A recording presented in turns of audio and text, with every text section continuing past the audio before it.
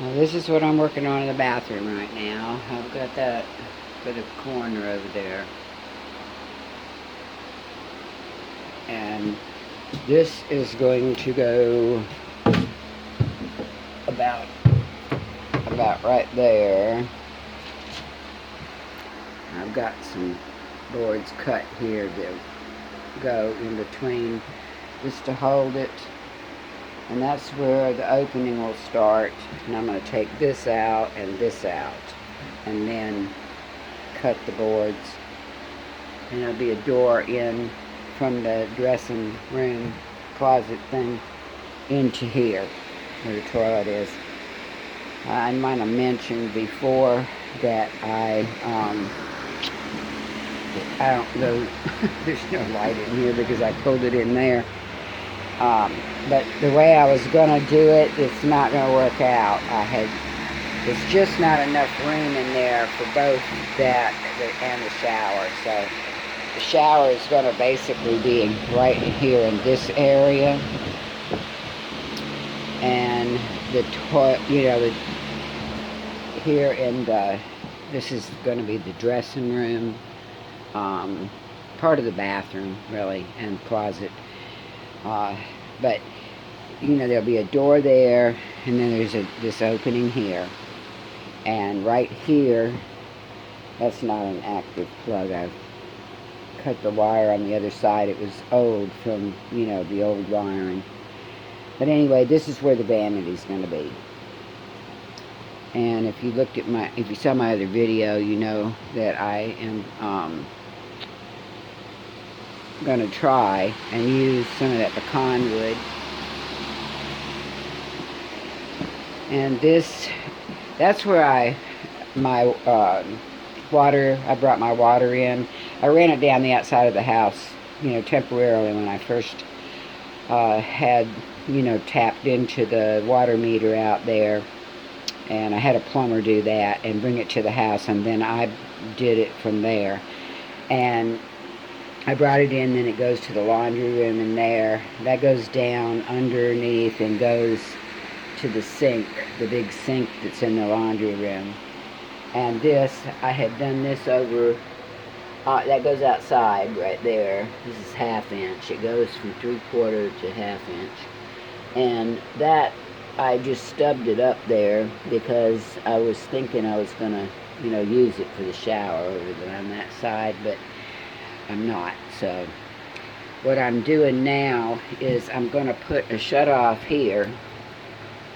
I got the shut-off today. And then here I'm going to put a T. And I'm going to bring it up. And from there, then I'll bring it over. I'll transition into the CPVC. And that'll go to the hot water heater and to the shower for the cold side. So it'll just go up and over. All this is going to be gone. This here, you'll see when I get around to that. But yeah, anybody that's not familiar with old houses, I have lived in many and redone a lot of them. And for some reason, people think that you just throw insulation in these walls, and that's the worst thing you can do for this. I had some real bad gaps. That's why I sprayed that foam in certain places, and then around, the areas coming in. And of course, that's my pipe for the, the toilet to go right there. My septic's right out there. But anyway, the long-term plan is that I'm going to bring in the water from the front on the inside of the house. And it'll come in. That's why I want to put that cutoff there. And when I bring this up, I'm going to have another T that's going to have a shutoff on it. And that will be my future tie-in. And when I do that, then I'll, cut that off. And I'll turn off the valve that I'm going to put right there. And that way I won't have to cut any lines or anything. I'll cut that off that way, and then I'll take that line off the outside of the house eventually. But it only froze at the faucets that were exposed outside last year. The actual pipe running down the side, I had that insulation over them. But I guess I just didn't drain the faucet good enough. I didn't have it wrapped good enough. I don't know. But I don't want that to happen again. So I don't have any outside faucets except that one right there. And it's coming out, it's just right there. So all I got to do is turn that valve off, and there's no water to it, and then just turn it on outside and it'll drain, and then I won't have that problem,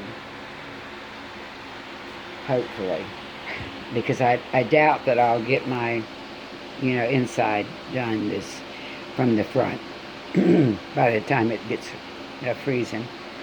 But this is going to be, it's going to be like a closed in, that is I call it a chase, because in commercial construction, which I was in for many years, that's what we call it, is a chase. And that's where your utilities run behind. It's like a separate wall area where you run all that stuff.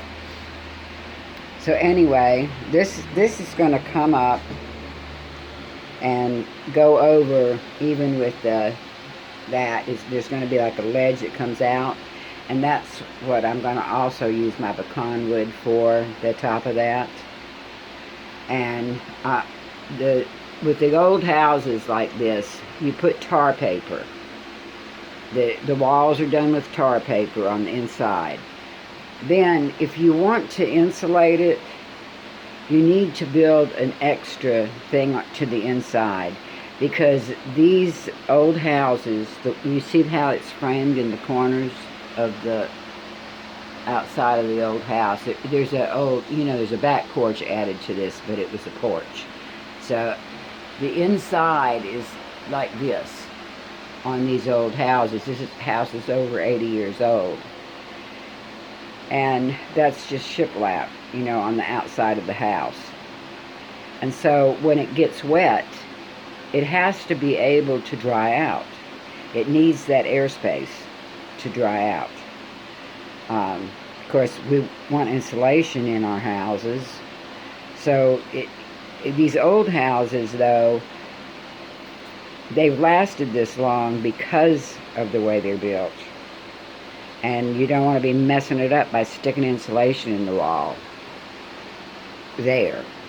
You want to build a separate wall in and put your insulation there if that's what you're going to do. So, at any rate, I'm going to tar paper this, of course. And then I have plywood that I'm going to use in the top part of this all the way up and around. And I'm going to trim my window. But the pecan wood ledge is going to come out over the top of this chase. And I'm going to have that, it's going to continue. I'm pointing at my camera ain't there. But all the way down through each room to the front where the water is. So there'll be like a ledge under each window, which would be great for me to be able to put my plants by the window. Yeah, so I did this corner so that I'll have something to nail to, and I can put another stud here if I need to, but I've left, there's enough of a lip there that I can put my, plywood or whatever I decide to do up there on that. But then, like I said, this wall, it's not put in place, that's why it's sticking out like that, but I want to open this up about 3 foot and, make an opening there. And then really from about right here over to almost over to there will be my shower.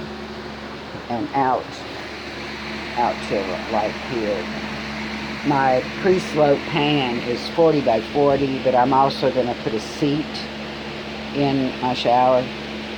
Well, you'll see when I get to it.